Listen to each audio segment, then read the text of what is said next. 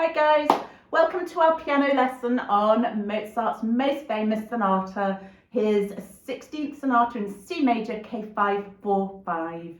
Written in 1787, Mozart did intend this sonata for beginners, and popularly it's known as sonata facile, so easy sonata.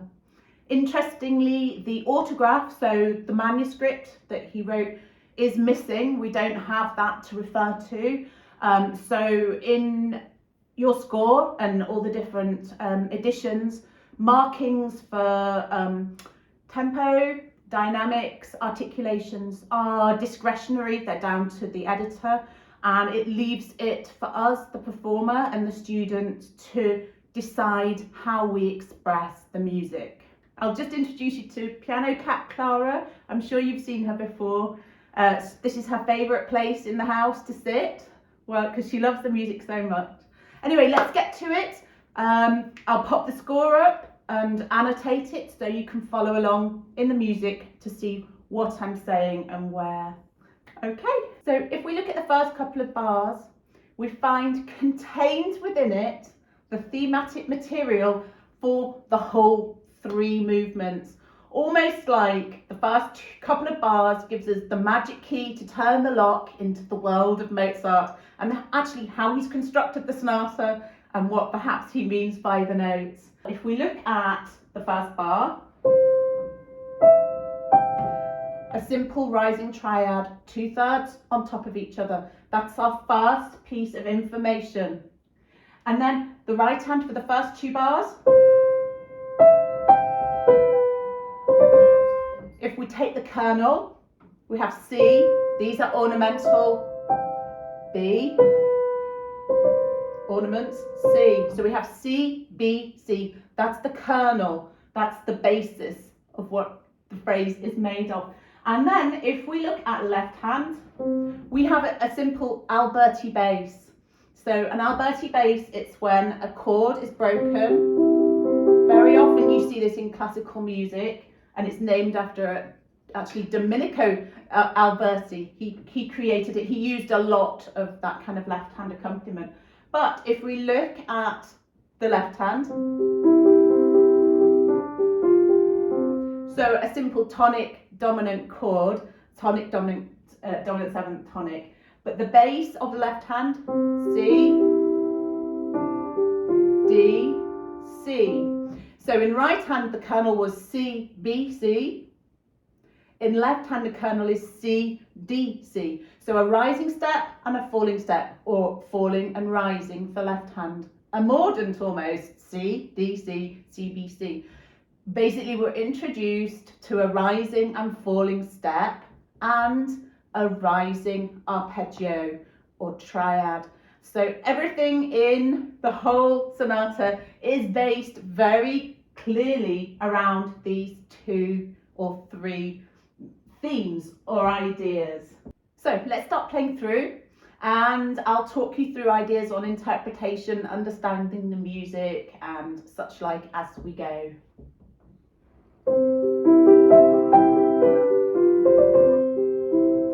So the Alberti bass in left hand, always remember that the bass note of the Alberti bass is important. It's going to tell you the harmony. It's also almost a melodic feature.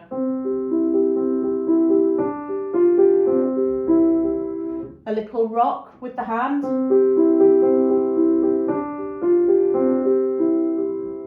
Okay, and straight away, right hand with its rising triad is asking a question, and then in bar 2, the question is answered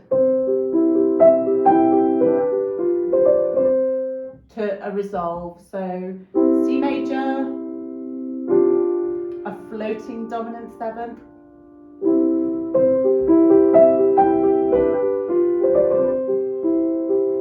so it's asking a gentle question, coming down and resolved to the answer. The answer is settled. It's sort of a no to the question. Question. Next phrase. The harmony changes to the subdominant chord of F major, but in second inversion, so slightly floating. with a yearning feeling. Asking again and being told no gently again. So let's hear the first two phrases. Phrase 1. Asking.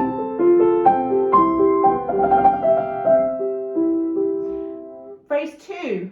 The kernel. It goes A, down a step to G, up to C, but that's really a decorative passing note, and then so A, G, G, F, E. So the rising and falling step of the opening bar is extended to 4 steps descending.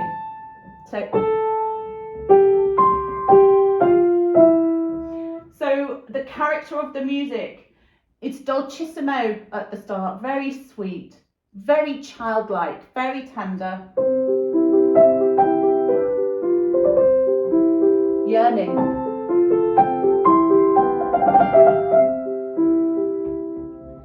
And in the left hand in bar 3, notice how the Alberti bass mimics the right hand. So A at the top, and then G.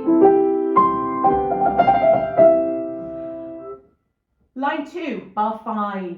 So our introduction of our steps, our up and down a step, extending to a downward sequence of steps, now breaks free.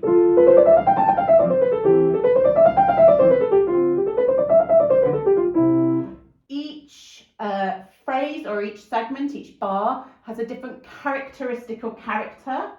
So bar 5, asking. Slightly resolved. Next harmony. It's exploring, it's searching slightly. So a little uncertain. Resolve. Back home. Bar 5 and onwards, look at left hand and see how the step theme is extended in the bass. F, E, E, D, D, C. So we've got right hand, it's sort of broken free with the scale feature, and it's asking a question, resolving, searching, exploring, coming home.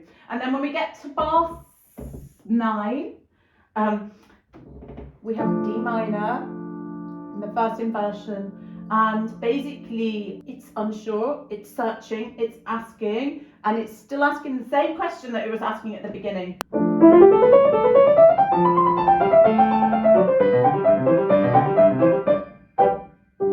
So searching. And then when you get to bar 10, the rising and the falling, they've sort of come together in a kind of turn feature. You need to sing, you feel frets, feel the shape, sing with the right hand. But this is a feeling of more joyful, it's like, yes, the answer is coming, it's going to be a yes to the question. And at the same time, left hand has an important melody.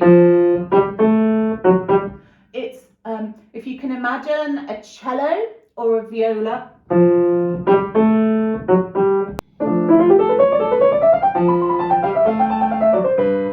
Okay, so let's play all of the scales.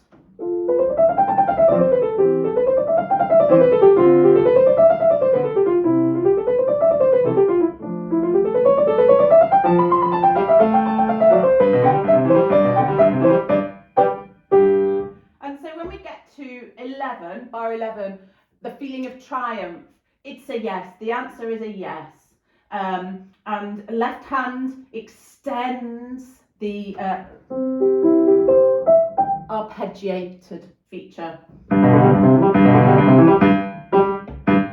So let's have a listen to the whole of the first subject, really.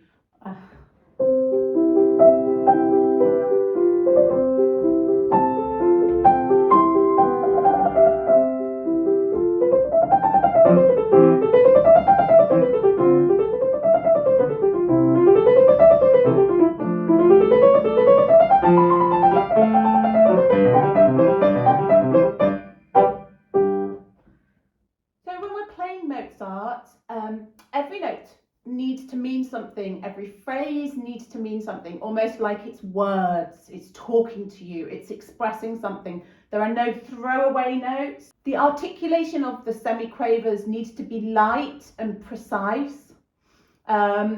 If you find it difficult to play evenly or to feel that articulation, try practicing slowly and staccato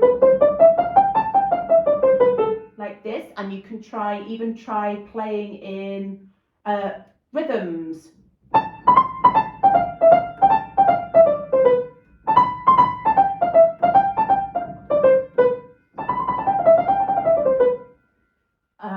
If you have any questions, you want me to describe rhythms, just write it down in the comments below, and I'm just going to go and get Clara out of the piano. Come on. So we get to bar 13, and I would call this really the second subject, and we have our up and down step, really clearly here. Left hand searching first, and then it relaxes slightly, searching, relaxing. Okay, so and the bows, we have a little bit of a chromatic descending line, and here when a melody comes in, so really we have got a descending triad, 2 descending thirds, and if you think back to the first 3 notes of right hand, which was an ascending triad, it's flipped it on its head, it's slightly faster. So it's the second subject, but actually, is it a variation of the first subject? Could be. So for left hand,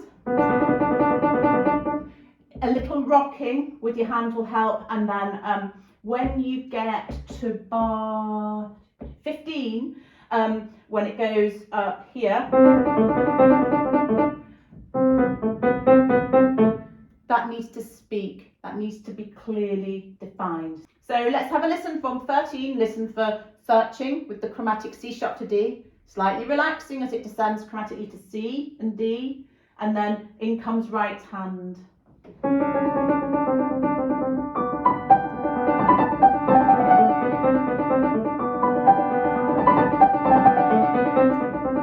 Did you hear the, almost like it's martellato? It's that type of bowing anyway, slightly detached bowing on a violin or a cello. In this section, imagine right hand's having a conversation. Right hand, left hand, right hand, left hand.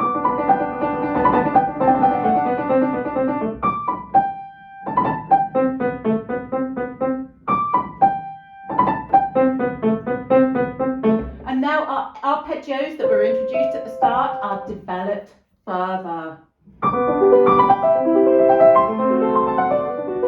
with descending and ascending arpeggios one after the other. And this is left hand and right hand having a conversation. Are you sure? Yes, I'm sure.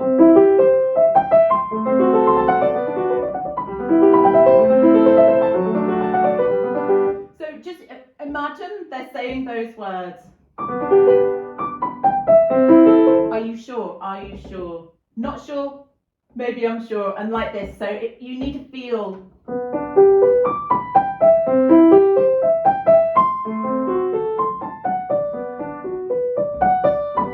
Feeling the harmony.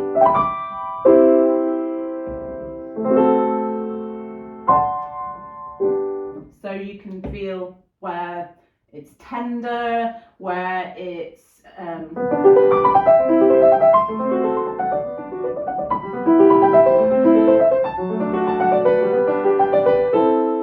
okay, so we now get to the theme that I call the Turkish theme. We're in A minor, and if you know the sonata in A minor,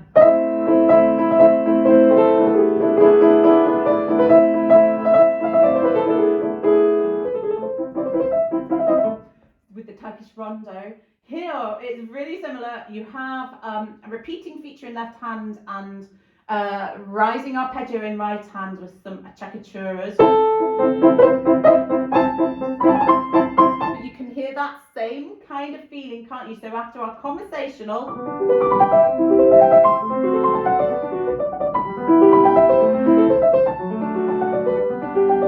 surprise.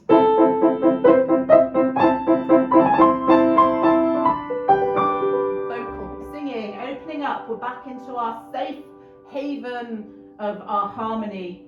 G major.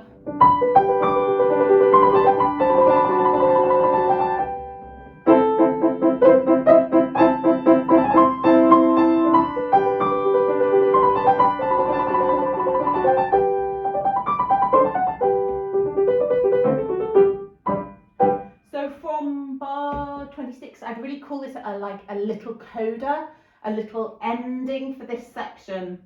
We'll look ahead, but always remember that throughout this, there's a lot of conversational activity between the hands and between the parts. That it isn't, although it appears the opening left hand is the accompaniment, even within the accompaniment, it's presenting the same thematic material, the C, D, C, as right hand, including the descending steps, extended, and the broken chord is presenting also the arpeggio theme. And throughout, especially when there are semiquavers, you will find that it is a conversation. So talking about the conversation, when we get into bar 29, we find the little coda part that I said, I thought it was a sort of coda, is developed. Okay, so we jump straight into G minor. So we'd ended the first section in G major, so straight into G minor. And let's have a listen. So straight away, you'd ended with different ways you could express this. It could be quieter and mysterious. It could be more bolder and slightly more intense. So let's try. Or let's try a different way.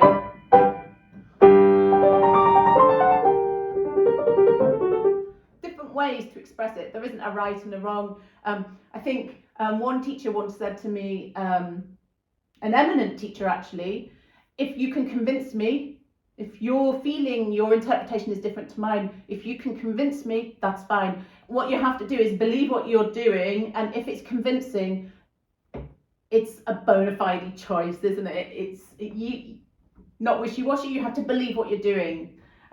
Okay, so let's have a listen to some of this conversation unfold.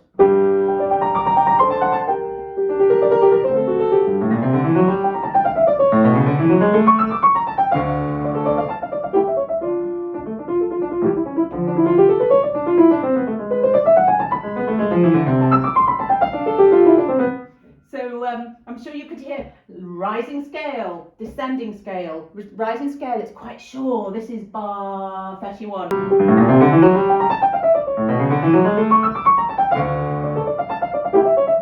And then even in these chords, we have our descending step. So bar 29. So voice them. Voicing it means shaping it and making an emphasis on where the important melody is. It's not just a chord, it's a voiced chord. So, and then bar 33, 34. So just have a listen to that. So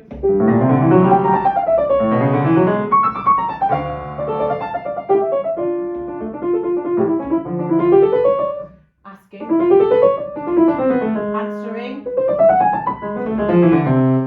So you can hear it's a question answer. And when you get to 37, A minor harmony, it's very yearning. You have the A to E leap of a fifth vocal, yeah. And then almost like the conversation, the two people talking, the hands, they've come together. So they aren't at odds, they've come together.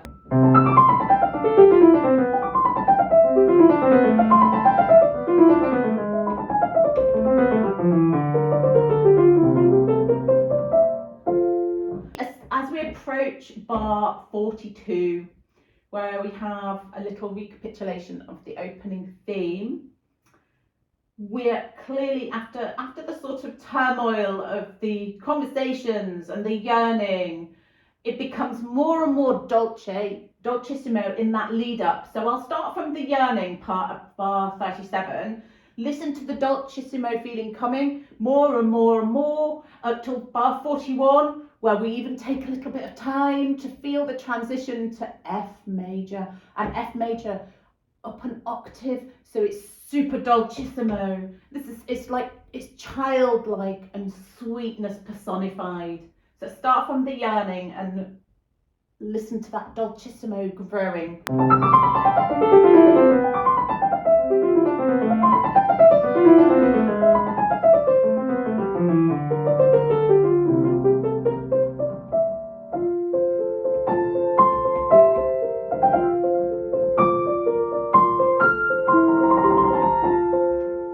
And then our scalic passages that we had on page 1 are developed further with left hand also, literally like variations on it.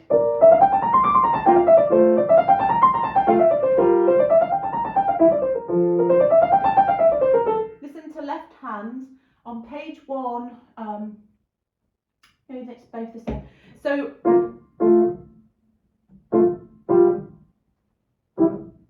two parts. This is maybe two cellos playing. So listen to which upper or lower voice has the descending step or the rising step, and then you can voice that accordingly. And so left hand takes over the scalic features.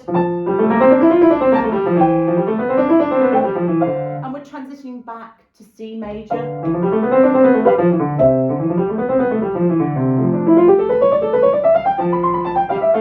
Cello.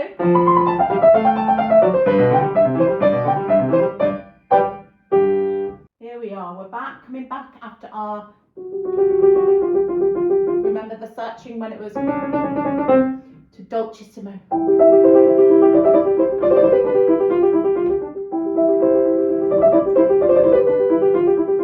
Now I would suggest using a little bit of pedal to increase that dolcissimo feeling here as well. Use pedal in Mozart, but you use it sparingly so that all the articulation is present for your semiquavers, etc. But it's adding a little bit of colour, a little bit of emotion, and especially for if the sweetness of here.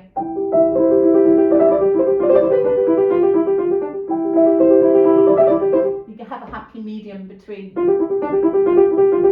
articulation and a little bit of dolce pedal.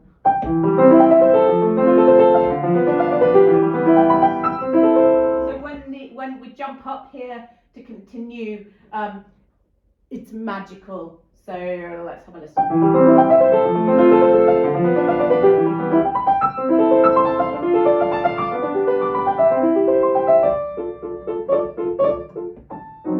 Magical sound here with the diminished.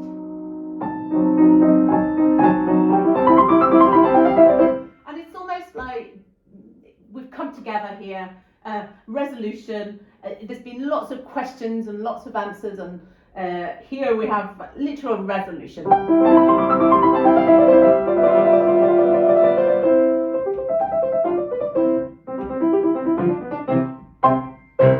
So again, it's discretionary how we add our dynamics in for the ending. Here is certainly we've crescendoed. Different colour anyway, well it could be forte,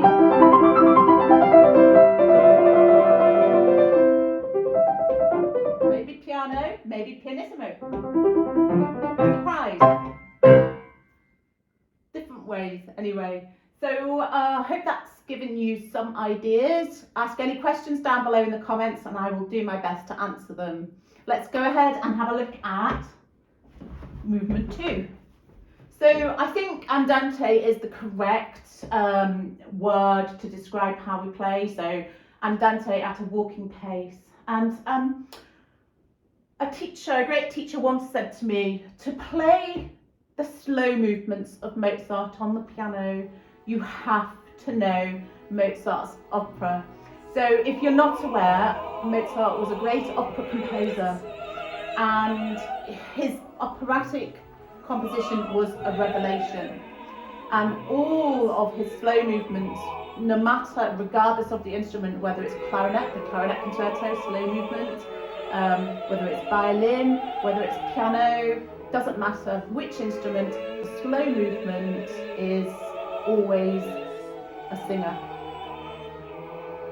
Have a listen. You can hear in the background some Mozart playing, some operatic Mozart, and just listen to the vocal loops, listen to how it's phrased and expressed, and this is what we have to do on the piano.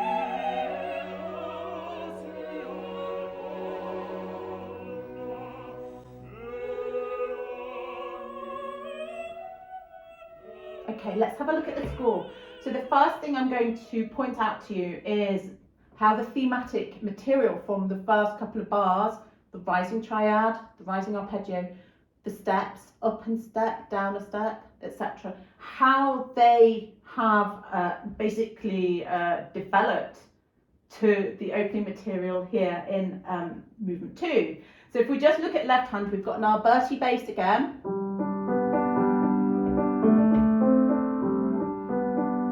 Now, can you hear, maybe you've spotted it already, but the opening of movement 1,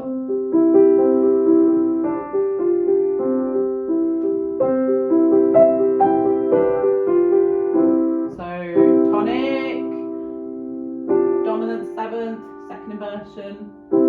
Oh no, what have we got here? Tonic, same, yeah, and right hand, whereas the opening of right hand in movement 1 was 2 rising thirds or a rising triad. Look at bar 2 here. It's the inverse instead of. Another little thematic motif, the dotted quaver, semi-quaver, which repeats a lot in this movement. That's taken thematically back from, I'll show it, page 1 in the second subject where the trill is. Okay, let's start. So right hand is a singer. It is suspended and singing safely above left hand, which has, apart from the passing A at the bass, G pedal. So a G pedal is when the G remains at the bass all the way along. Okay, so we're rising to A now, but G, G, G, G, G, G, G, G. And you can know that something special will happen when left hand moves off the G. Okay, so that G pedal, it almost grounds us so that above the singer is safe to sing. Okay, so let's have a listen to the singer.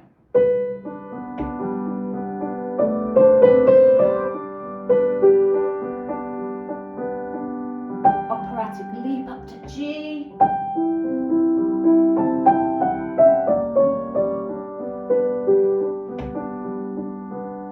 Okay, so here, that's just a turn. Like, can you imagine a singer singing?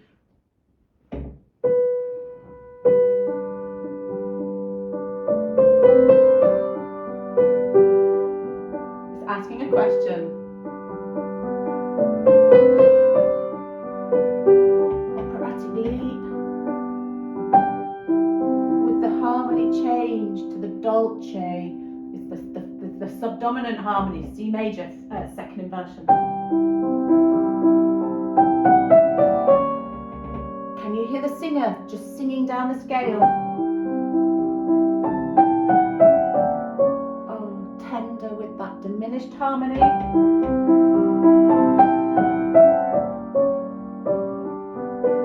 Okay, we're moving from the G pedal. So did you hear the G pedal? Passing A, but G.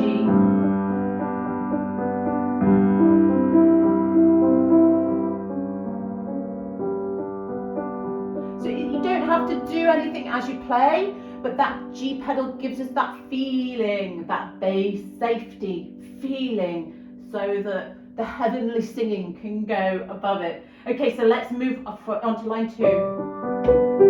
Line 2. Okay, so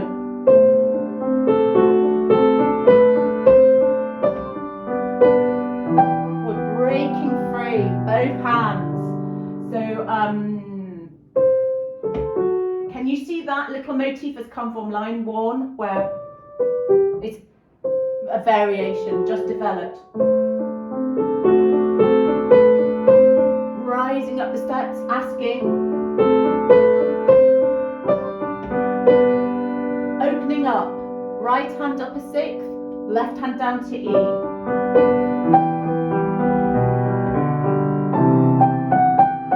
So now you've got operatic or singing turns. It's a turn around the keynote, which is G, E, C.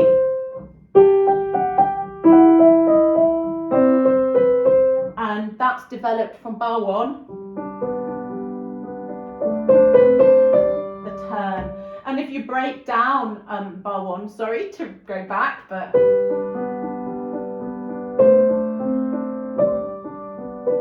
so really the kernel is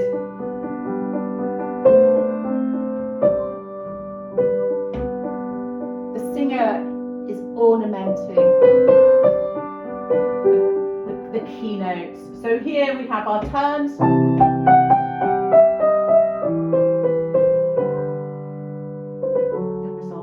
So in left hand, in bar 5, 6, 7, it's in 2 parts.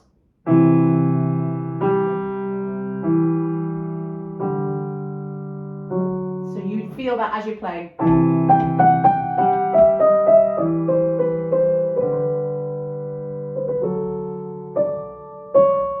Line 3, it's a vocal variation of line 1.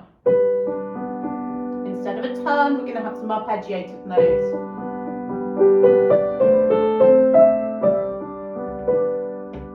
Vocal scale, staccato, and then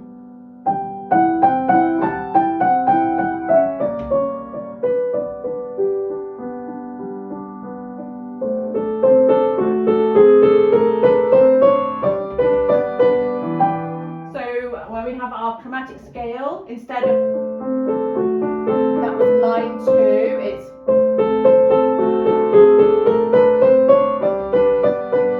instead of,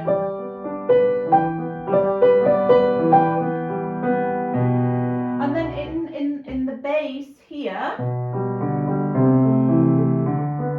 you have an important B, C, D, okay?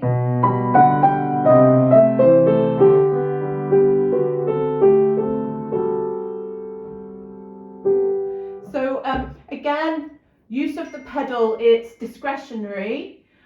Basically, we want some to enrich the playing, but you have to always use your ears a lot to make sure it's not too much. Also, a little thing to mention with the Alberti bass, quite often what you find you need to do is with your little finger, with your pinky, you hold that bass note a little longer. It's not like this. Because the bass of the Alberti bass is showing us the harmony, and often underneath it's a sub-melody, as it were. So for example, like on bar 14 to 15.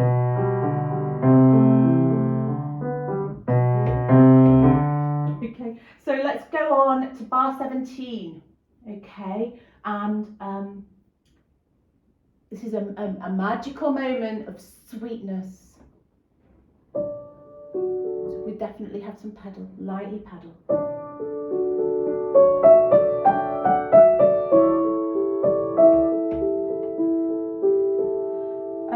And here I've written on my score, looking up to heaven.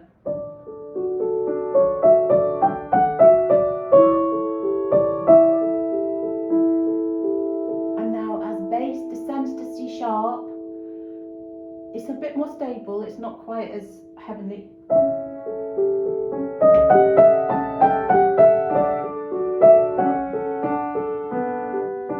Can you hear how the bass line of the Alberti bass is coming out slightly? It's slightly voiced. Have another listen.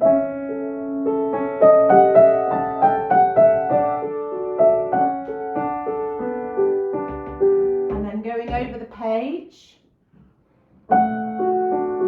you find the listen to the Alberti bass, the bass line A, G, F sharp, B, A, G, and then right hand just sing.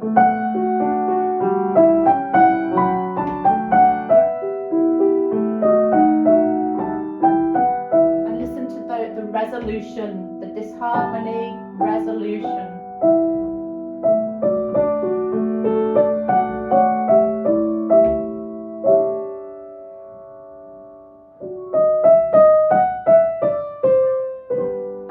Another variation on the opening. Okay, let's move ahead to our next magical moment. So if we play N harmonic minor.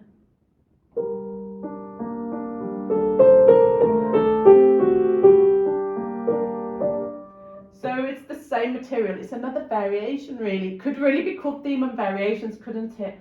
But the G minor, it's a dark, very heartfelt feeling. A time stands still kind of feeling. If you notice the rest in a bar 32,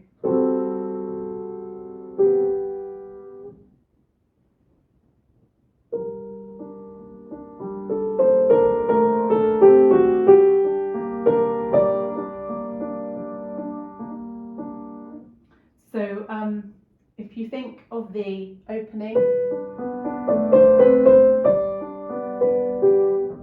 descending arpeggio here,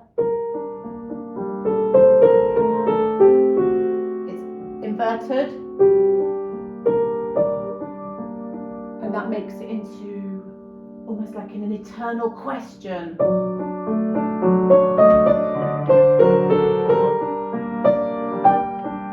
Extended leap of a fourth, that vocal leap of a fourth, it's almost heralding, oh, something very special coming.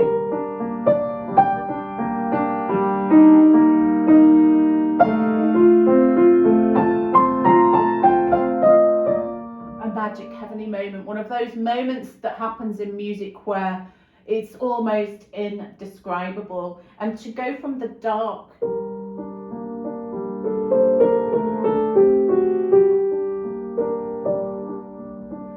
fathoms apart emotionally to then, oh, the sweet relief.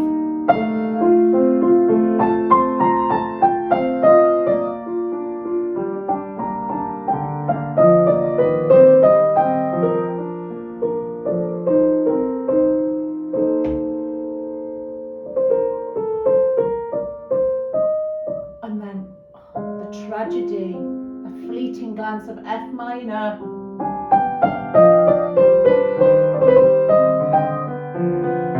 Diminished yearning.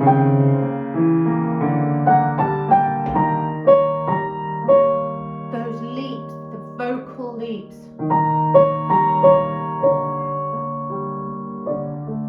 Oh, and then an impassioned cry asking.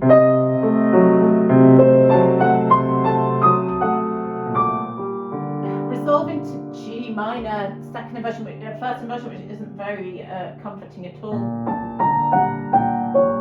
A resolve, but then asking with these rising steps.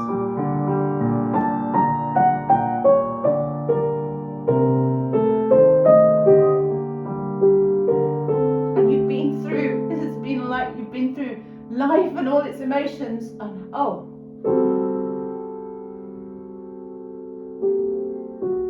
but what's happening? Oh, relief. Back to our heavenly heavenly home. And then moving forward, we're going to go up to bar 64. And with one of the rare, very heavenly moments coming up.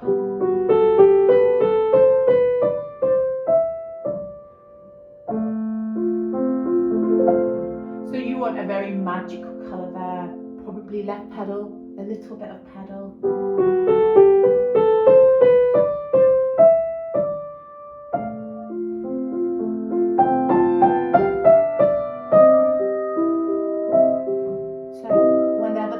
A dissonance like this, and then resolve, feel it.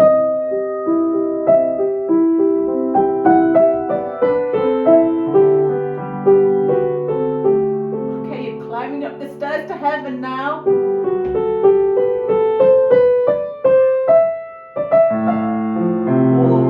Warm and heavenly relief.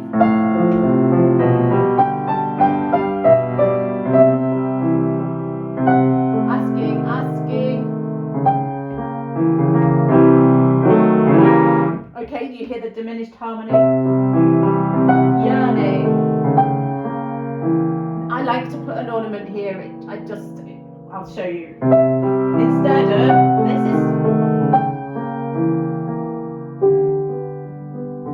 this is what I do.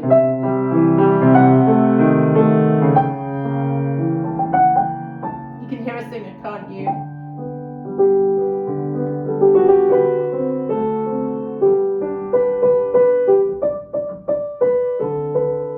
Okay, so you need to listen to some Mozart opera. I'll link some in the description that would be good listening material. And if you don't know, if you don't know the operas or the vocal music, it'll be a revelation in how to play a Mozart slow movement. So a little look now at the third movement, which is Rondo. Now, I've heard it played in different ways. Sometimes the editor puts in the score allegretto, so it'll be quite fairly lively, but not too lively. And then also allegro I've seen as well. We don't know what Mozart was implying. Basically, it's very humorous, it's very funny, it's very fun. I play it quite quickly, I would say. I play a nice allegro. And I don't know if Mozart did use this movement in one of his string quartets. If somebody knows, put it down in the comments for me. But you can hear straight away, and have a look at the score, it's in 4 parts. To me, it sounds like a string quartet. You can hear bouncy off the bow playing in the stringed instruments.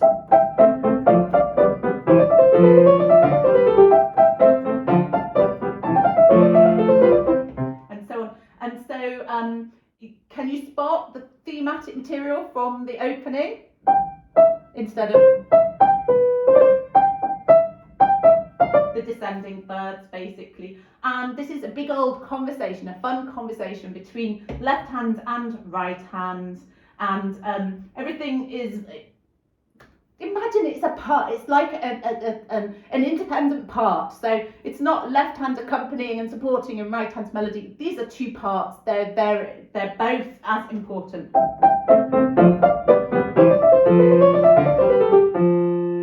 So that's the cello. So bouncy.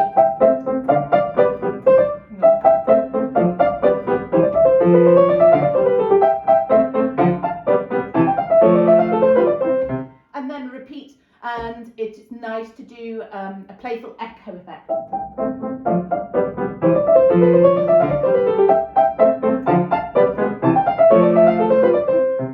And then the rising steps feature happens here. Rising steps, descending steps.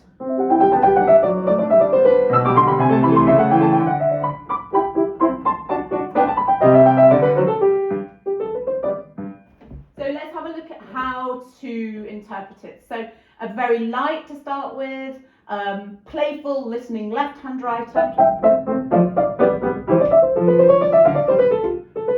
So you feel the chromatic rising, and then the release of when you go back down the hill.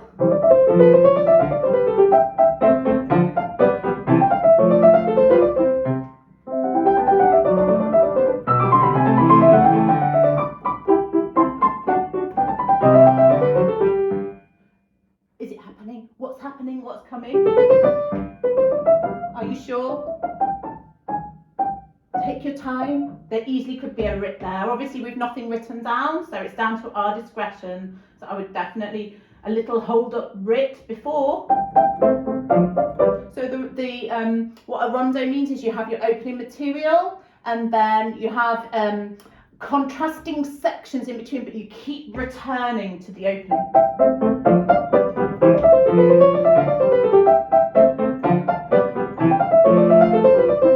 Now, left hand lead. And then right hand. So have a listen.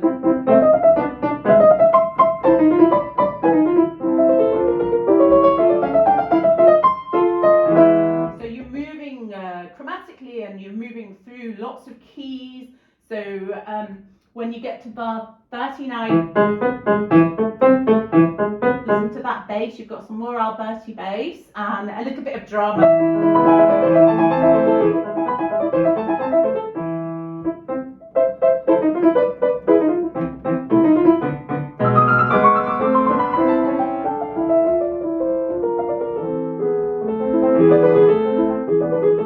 So characterize. There's the question. And then the silence. Who was it who said that the music's not in the notes, it's in the pauses or in the silence? I think it might have been Chopin. I'm back again to the theme. And then we'll just play the ending a little bit.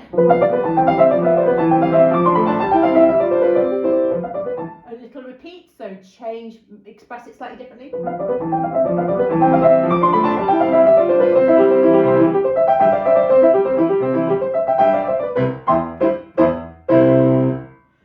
And the ending, nicely.